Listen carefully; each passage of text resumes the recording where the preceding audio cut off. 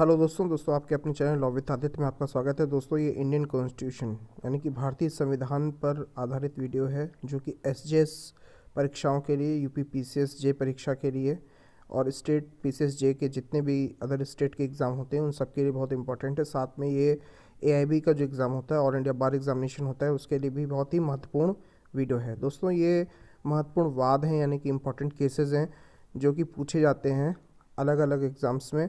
तो video start करेंगे दोस्तों, लेकिन उससे पहले आपसे एक रिक्वेस्ट है, अगर आपने हमारे चैनल को अब तक लाइक, सब्सक्राइब और शेयर नहीं किया तो ऐसा जरूर करें और राइट साइड का बेल आइकन जरूर प्रेस करें ताकि नई वीडियो अपलोड होने पर नोटिफिकेशन आपको मिल जाए। तो चलिए दोस्तों वीडियो स्टार्ट करते हैं। देखिए दोस्तों, इसमें पहला पॉइंट है कि वह वाद जो अनुच्छेद 15(1) और 15(4) जो आरक्षण से संबंधित है के लिए प्रथम संविधान संशोधन का आधार बना, वह अनुच्छेद 15(4) को जोड़ा गया। तो रिजर्वेशन का जो आधार बना था और पहला जो अनुच्छेद जोड़ा गया था, पहला संविधान संशोधन हुआ था, वो आपका केस था चंपाकम दोराई राजन बनाम मद्रास राज्य। ठीक है, तो याद रखिएगा। तो 15(1) और 15(4) जो है वो रिजर्वेशन से संबंधित है और इसमें चंपाकम दोराई राजन बनाम मद्रास राज्य से संबंधित ये वाद है और पहला संविधान संशोधन किया गया था 15(4) को जोड़ते हुए। याद रखिएगा इस चीज़ को। अगला पॉइंट देखिए दोस्तों, इसमें क्या कह रहा है। अगला पॉइंट कह रहा है कि वह वाद जिसमें बालाजी वर्सेस मैसूर राज्य के निर्णय को उलटते हुए यह निश्चित किया गया कि आरक्षण की सीमा 50% से अधिक नहीं हो सकती।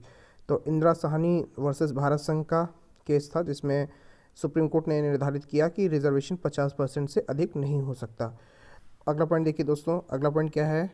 अगला पॉइंट कह रहा है कि जिस वाद में किन्नरों को तीसरे लिंग के रूप में मान्यता मिली और जिन्हें सभी अधिकार प्राप्त हैं, तो नालसा वर्सेस भारत संघ यूनियन ऑफ इंडिया का केस था जिसमें किन्नरों को थर्ड जेंडर के रूप में मान्यता दी गई है। अगला पॉइंट देखिए दोस्तों क्या कह रहा है। अगला पॉइंट कह रहा है जिस वाद में यह निर्धारित किया गया कि आदिवासी महिलाओं को उत्तराधिकार से वंचित रखना अनुच्छेद 21 में प्रदत्त जीविकोपार्जन के अधिकार से वंचित रखना है, अर्थात लड़की भी उत्तराधिकारी हो सकती है। तो ये मधुकेश्वर वर्सेस बिहार राज्य का केस है जिसमें कि आदिवासी महिलाओं को उत्तराधिकार का अधिकार प्रदान किया गया। ठीक है, तो लड़की भी उत्तराधिकारी हो सकती है, ये मधुकेश्वर वर्सेस बिहार राज्य में बताया गया। अगला पॉइंट देखिए दोस्तों क्या कह रहा है। अगला पॉइंट कह रहा है कि जिस वाद में शिक्षा के अधिकार को मूल अधिकार माना गया, तो वो उन्नी कृष्ण वर्सेस आंध्र प्रदेश का केस है जिसमें कि शिक्षा के अधिकार को मूल अधिकार, फंडामेंटल राइट माना गया।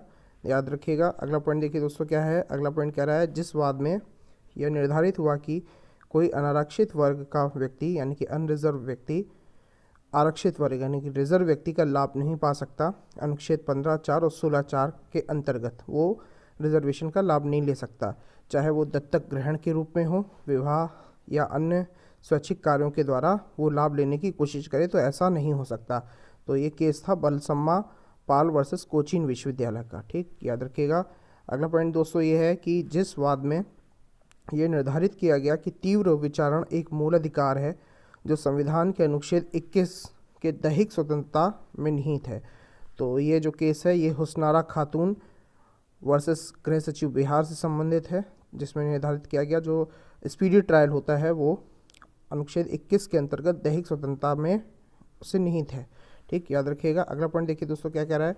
अगला पॉइंट कह रहा है वह वाद जिसमें निर्धारित हुआ कि हड़ताल का अधिकार स्वतंत्रता के मूल अधिकार अनुच्छेद 19(1)(a) के अंतर्गत नहीं आता और ना ही ये विधिक अधिकार है। तो स्ट्राइक को कोर्ट ने अनकॉन्स्टिट्यूशन मानते हुए 19(1)(a) के अंतर्गत उसको मूल अधिकार के अंतर्गत कंसीडर नहीं किया। तो केस था टी.के. रंगराजन वर्सेस तमिलनाडु राज्य।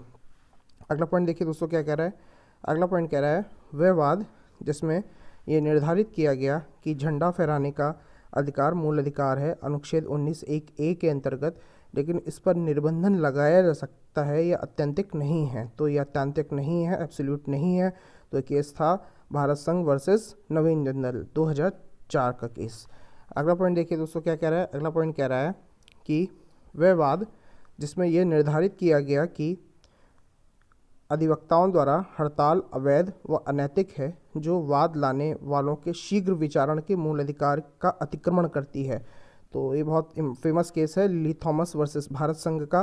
तो ये एडवोकेट्स को द्वारा की जाने वाली स्ट्राइक को ठीक नहीं मानती। ठीक है, तो ये सुप्रीम कोर्ट द्वारा निर्धारित किया गया था इस केस में।